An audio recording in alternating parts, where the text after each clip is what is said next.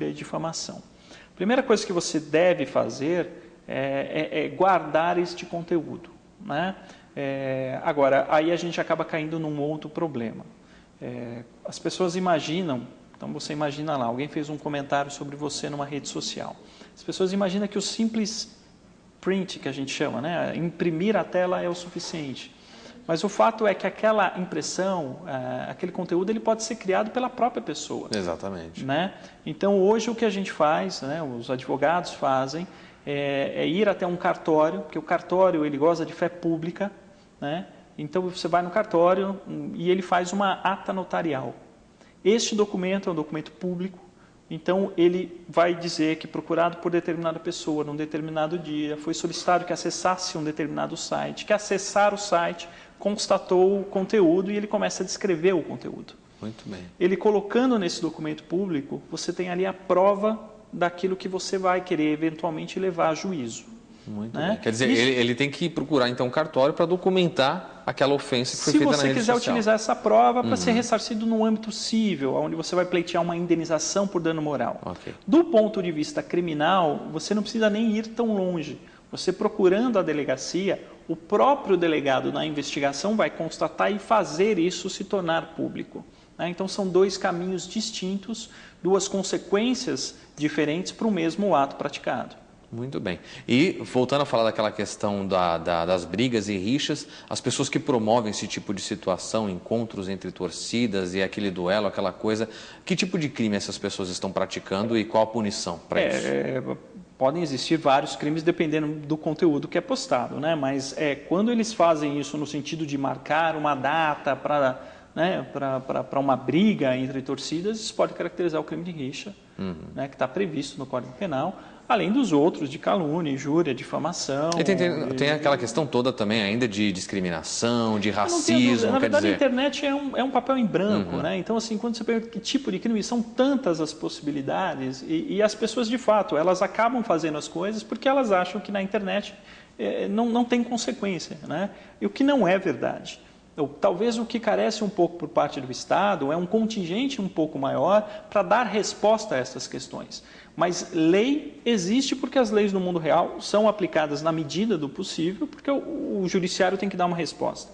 Talvez o que falte é efetivamente as pessoas buscarem os seus direitos no mundo virtual e talvez o próprio Estado ter um aparato, talvez uma quantidade um pouco maior para poder atender essa demanda. Muito bem, a gente falou da questão de eleições e nós estamos no período eleitoral, em plena campanha, e a tendência é que a gente receba muito spam, a tendência, não só essa questão de spam que a gente já discutiu, mas também para os candidatos. Muita gente acaba se candidatando, pleiteia uma vaga na Câmara Municipal ou na Prefeitura, são milhares de cidades em todo o Brasil, e aí entra na questão do que pode e o que não pode nas campanhas através da internet e das redes sociais.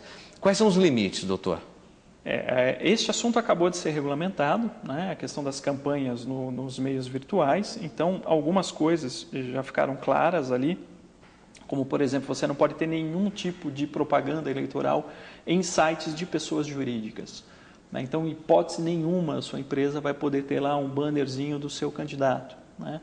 Algumas outras questões relacionadas a esse assunto ficaram por ser regulamentadas, como, por exemplo, existem algumas empresas que se valem de sites gratuitos para montar o site da empresa, né? E você não controla muito os banners que estão do lado. Exatamente. Então, tem uma preocupação, você vai ter ali o site da empresa, mas do lado, de repente, você tem ali aparecendo um candidato, né? Apesar da lei também regulamentar a questão de que você não pode ter nenhum tipo de propaganda eleitoral paga. Então, esses banners, normalmente, eles são pagos. Então, isto estaria vedado pela legislação. Muito bem. Agora, doutor, o senhor tocou numa questão que é crucial, né? O judiciário. O judiciário tem tanta demanda, são tantos processos. Existe uma atenção sendo dada especialmente para esse tipo de caso, o caso de crime virtual? Como é que está isso hoje? Na verdade, o Marco Civil talvez perca uma grande oportunidade de melhorar esta questão. O projeto inicial ele tinha uma ferramenta que é utilizada nos Estados Unidos, onde a pessoa que se vê ofendida por um comentário, que era o exemplo que a gente estava dando, ela notifica o site e o site tira do ar este conteúdo porque a pessoa está se sentindo ofendida, né? Pelo projeto atual, isto só seria tirado do ar mediante uma determinação judicial. Então, hoje, o escritório, eu diria para você que com muita frequência acaba notificando vários sites para se tirar conteúdo do ar, né? As pessoas ou empresas são ofendidas ou o conteúdo acaba prejudicando, então eles procuram o advogado notifica o site dizendo, olha, esse site está infringindo um direito do meu cliente, por favor, tire do ar. A legislação vem entendendo que se ele não tira do ar num prazo de 48 horas, ele acaba sendo responsável. Ele não é responsável por aquilo que é postado, mas pode ser responsabilizado pela omissão e não tirar do ar.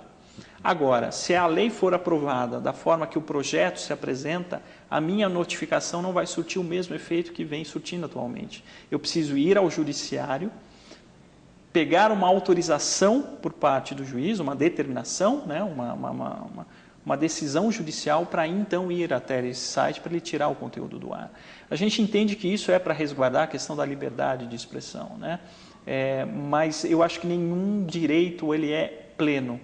Né? Dentro desse Estado democrático de direitos que convive em sociedade, os direitos devem existir em harmonia. E eu acho que se a gente for neste caminho que a gente está indo, o judiciário vai acabar tendo uma quantidade muito grande de demandas pedindo essas autorizações judiciais. E aí vai ser ainda menos eficaz do que já é. Quer dizer, vai demorar muito mais para resolver a situação sem dúvida nenhuma. Do usuário da internet. Doutor, a gente está caminhando para o final do programa e eu acho que agora é fundamental a gente deixar algumas dicas práticas aí para o nosso telespectador, que é usuário de internet, boa parte deles são.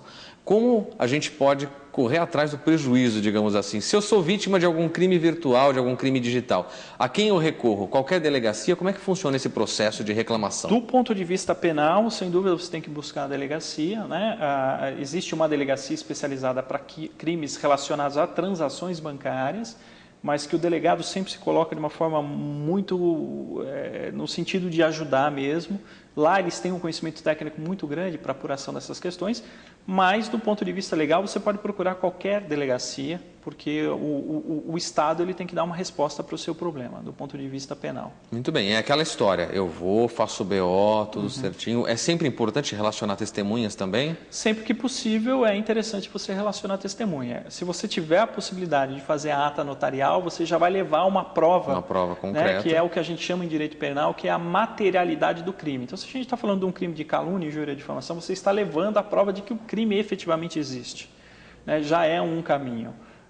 Se porventura for um crime de desvio de dinheiro, que tanto pode ser um crime de estelionato ou o furto qualificado, que nós chamamos, que é alguém tirar o dinheiro da sua conta, a primeira coisa que você tem que fazer é contactar a instituição financeira, que tem também o maior interesse de tentar resolver a questão. Logo, na sequência, procurar também uma delegacia, porque o boletim de ocorrência deixa você um pouco mais resguardado com relação à prática daquilo que vem sendo feito por terceiro, né? Porque num primeiro momento o que se tem ali de certeza é que algo foi feito, a autoria é que é questionável. Então até para você mostrar ali que você efetivamente quer resolver o problema, buscar a polícia é sempre o mais adequado. E naqueles casos em que eu me sinto de repente discriminado, desrespeitado ou com a moral realmente denegrida, eu posso então ingressar com uma ação jurídica, não é isso? Sim, a gente sempre tem que lembrar que as atitudes, né, que nós temos no mundo real ou no mundo virtual, ela pode ter consequências diferentes, né? Então eu posso ter um único ato que pode me trazer consequências do âmbito penal, do âmbito civil ou até em outros âmbitos do direito, né? Se a gente for imaginar uma situação como, porventura, alguém atropela um pedestre. Você pode ter consequência no âmbito penal, pode ter consequência no âmbito civil de pagar uma indenização, pode ter uma consequência no âmbito dos pontos na sua carteira de motorista, né, que é outro ramo do direito.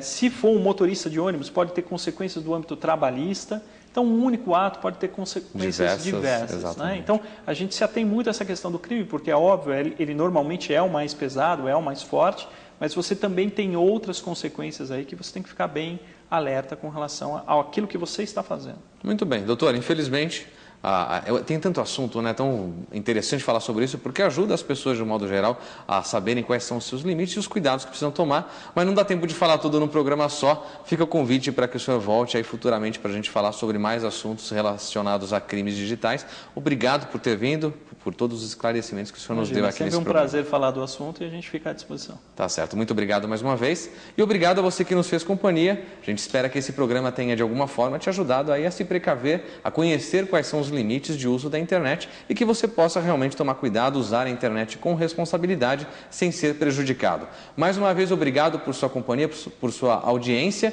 e a gente se encontra no próximo Análise Direta. Até lá!